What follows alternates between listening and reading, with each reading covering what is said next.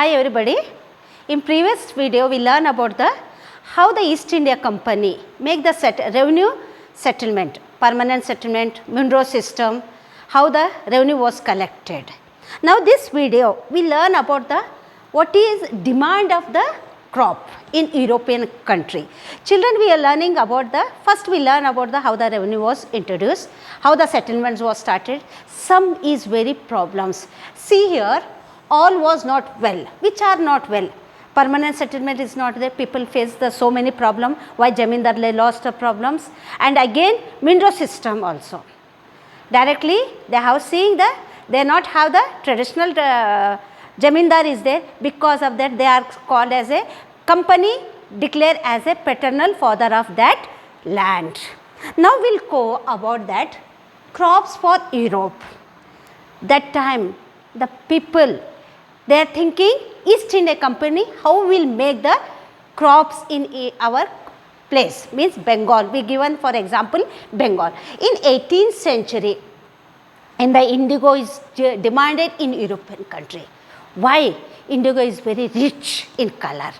That time people they forced to crop the indigo in that places. We are seeing that time cultivation of the opium and indigo. That time in 18th century the crops are very demand in European.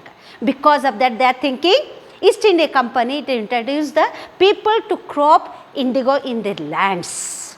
We are seeing here children, why the demand in the Indian indigo.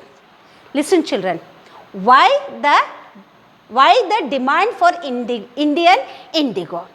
Why? European market, our indigo is very demand. It is called as a dye. We are seeing that time European market, they are taking very high prices, very precious. People are demanding. That time European market, everybody European and most countries demand for the Indian indigo. And that time we are seeing why? Because of that rich blue color. That time European people are liking the rich colors, printed. Now also we will think children, pale color is there, array it is very pale, we not see. But here the color is very dark. Because of that in European market our Indian indigo is very demanded. Because of that they forced to cultivate indigo in our lands. Britain turns to India. That time Britons, their mind was changed. We have to force the Indian people to cultivate the indigo. In 1788, that time 30% indigo import to Britain. We are seeing here how the production was increased. The land was increased. They forcibly they are telling to protect the indigos. People, and that time in 1788, we are thinking here only 30% of indigo import to Britain. Only 30%. Within a year, in 1810, how much? 95%. Here also they are making the forcibly to our planters, our peasants, jamindars to forcibly to product the indigo in their lands. And that time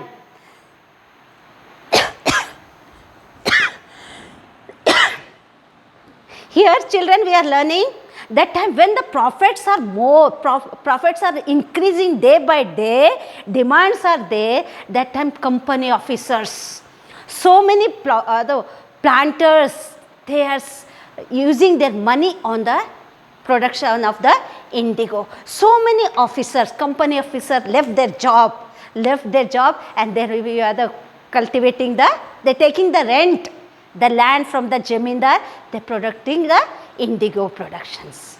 Indigo plants they develop. That time so many planters come from different part of the country, they are supplying the plants to these lands. That time see in 1810, 95% of indigo import to Britain.